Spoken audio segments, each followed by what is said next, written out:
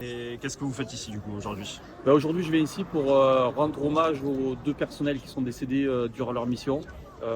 Voilà, c'est un moment important pour ce qu'on nous on appelle la famille pénitentiaire. On est aujourd'hui tous réunis pour se remémorer, pour penser à ces deux agents, ces deux pères de famille qui ne sont pas rentrés chez eux et qui sont morts dans l'exercice de leur fonction. Okay. Vous, par rapport à hier, votre ressenti, votre émotion, vous étiez senti comment? L'émotion, c'est d'abord une émotion personnelle, c'est de dire que voilà, on aurait pu être à leur place, que c'est des gens comme nous, qui ont le même cursus que nous, qui ont la même histoire que nous. Et voilà, donc il y a une espèce de rapport de nous dire qu'on est assez proche d'eux. Et que voilà, il y a de l'émotion, c'est très fort, ça fait 32 ans qu'on n'a pas perdu des agents, on n'a pas perdu des agents dans les services, enfin de leurs fonctions. Donc c'est quelque chose de très marquant pour nous, quelque chose qu'on n'a pas l'habitude. Et voilà, et aujourd'hui on réapprend, on se rend compte que notre métier, c'est aussi un métier où on peut mourir. Parce qu'avant vous n'en avez pas conscience? On l'a oublié. Ouais. Voilà, la routine, elle fait qu'on est pris parce que voilà, on a beaucoup de difficultés, que ce soit des difficultés RH, que ce soit des difficultés d'incarcération, de taux d'incarcération très élevés. Voilà, on est dans notre quotidien, dans la routine. Et je pense que pour beaucoup, on a tous oublié qu'on pouvait perdre la vie en travaillant. Et c'est un rappel malheureux aujourd'hui qui se passe. Ouais, ça me permet de rebondir du coup par rapport à vos conditions de travail. Vous avez des choses qui seraient aujourd'hui, vous êtes là aussi peut-être aussi pour manifester quelque chose de... Alors les conditions de travail aujourd'hui, énormément d'écrous, une surpopulation carcérale très importante. On avoisine sur certains établissements 200%, 250%. Sur l'ADI ici, on est autour de 150% de taux d'incarcération. Des matelas au sol, je crois qu'en France on a 3000 matelas au sol. Donc voilà, tout ça c'est des conditions qui sont très difficiles. Beaucoup d'extractions médicales ou judiciaires. Des gens qu'on présente de manière récurrente, voilà, du coup l'aspect sécuritaire qui en prend un coup. Donc oui, effectivement, il y a les conditions de travail peut-être à revoir, à retravailler, à repenser. Et c'est malheureusement quand il y a ce genre d'événement qu'on est saisi du fait que voilà, il va falloir retravailler tout ça. Ok. Dernière question par rapport au gouvernement. Est-ce que vous avez des attentes en particulier, justement concernant vos conditions de travail ou autres? Disons qu'on fait partie des ministères et l'administration a eu des restrictions budgétaires dues là aux fameux 10 milliards qu'il fallait économiser. Je pense qu'il est temps au sein de l'administration de dégeler l'argent qui a été gelé à juste titre probablement. Mais il va falloir maintenant réinvestir en véhicules, en personnel, en armes, les personnels de l'administration. Est-ce que vous avez le droit au port d'armes? On a droit au port d'armes à l'extérieur, oui, mais ça reste très limité. C'est des 9 mm sur le genre d'escorte qu'on a eu hier. Il va falloir peut-être penser à avoir des armes longues, ce qu'on appelle des armes de longue ou des armes de guerre, comme on a eu en face. Donc hier, vous étiez sur un déplacement de, je crois que c'était catégorie 2, niveau 2? Alors c'était une escorte 3, et sans force de l'ordre, donc ce qu'on appelle sans FSI, parce que depuis le 1er janvier, en fait, on a eu les FSI se sont retirés des escortes, c'est à la charge pleine de l'administration pénitentiaire. Et du coup, on n'a pas cette montée en compétence en armement qui devrait être nécessaire. Et là, l'utilité d'armes longues, comme on a, comme la police par exemple, comme la BAC, d'avoir le même type d'armes sur des escortes qui n'ont plus rien d'anodine maintenant, parce qu'on voit que là, c'était pas le haut du spectre, cette personne, personne ne la connaissait plus que ça. Enfin voilà, c'était, on va dire, un détenu lambda, comme il existe des centaines ici à Marseille sur la région. Et on voit que maintenant, en fait, il n'y a plus de profil dit pas dangereux, quoi. Tout le monde est dangereux, il faut partir de ce principe-là. Donc vous estimez que vous n'êtes pas assez équipé? Je pense qu'on est probablement sous-doté, qu'il va falloir revoir l'équipement, un équipement peut-être plus adapté à la réalité d'aujourd'hui. Oui, parce qu'on est d'accord qu'il y a une montée en violence. Aujourd'hui, il y a eu le rapport du Sénat hier qui dit très clairement que la délinquance a changé, que la violence elle existe et qu'elle est vraiment à un seuil vraiment très, très élevé, que l'État est en danger. Donc les agents quand qui partent sous-équipés ou sous-dotés, face à l'armement qui existe maintenant en face des personnes qui viennent pour extraire les détenus. Oui, effectivement, il va falloir revoir peut-être la doctrine qu'on a ou qu'on avait. Okay.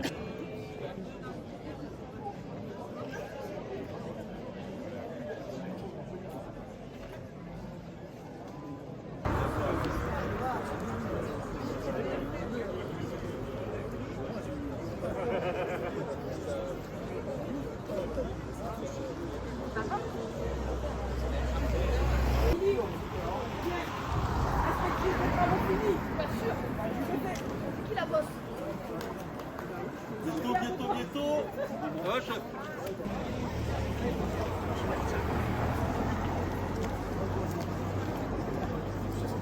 Super, merci.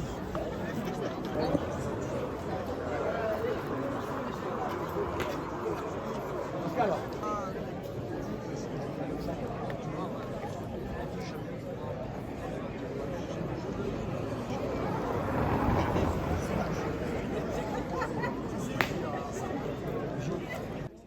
C'est important aujourd'hui de se rassembler devant toutes les prisons de France et c'est ce qui se passe actuellement. Toutes les prisons de France sont prisons mortes aujourd'hui, c'est ce qu'on a demandé. Suite à l'incident qui est arrivé hier, le dramatique incident, je veux dire, c'est un peu malheureux qu'on soit là pour ça, mais c'est aussi un soutien pour les familles, voilà, pour leur montrer qu'on est là, qu'on est présent. Mais on n'aurait jamais dû être là et il n'aurait jamais dû se passer ce qui s'est passé. D'accord. Est-ce que par rapport à votre fonction aujourd'hui, vous avez peut-être des responsabilités et aussi un manque de moyens? Manque de moyens, oui, certes, hein, puisqu'on manque d'effectifs dans tous les établissements.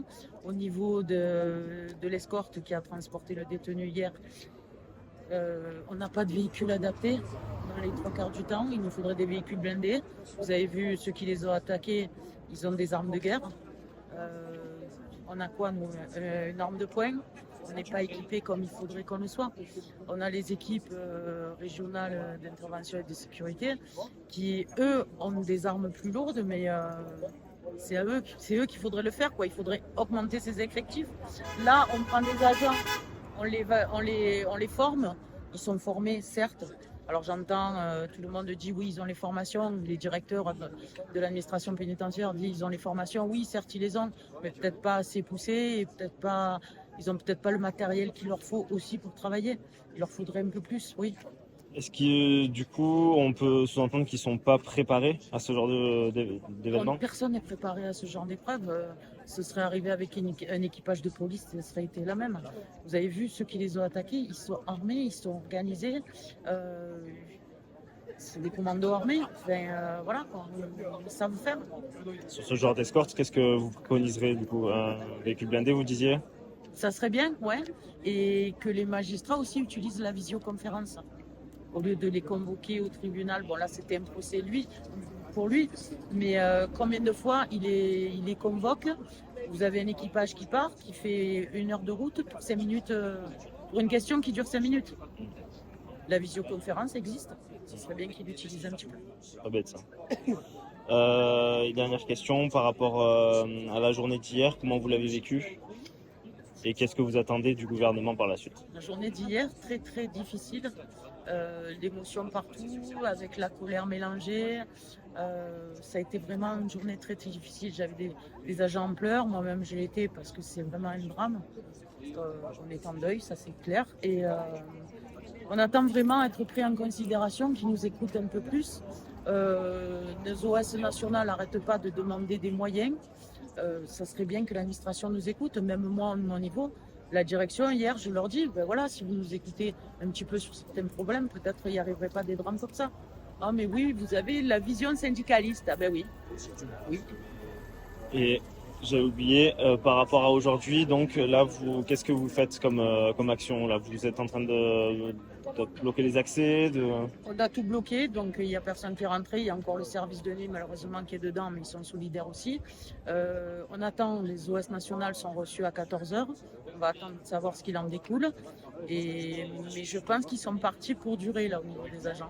Ils ne vont pas vouloir rentrer. Tant qu'il n'y a pas vraiment quelque chose qui change et qu'on n'ait pas des règles de sécurité un peu mieux et des moyens humains et matériels, on va rester là.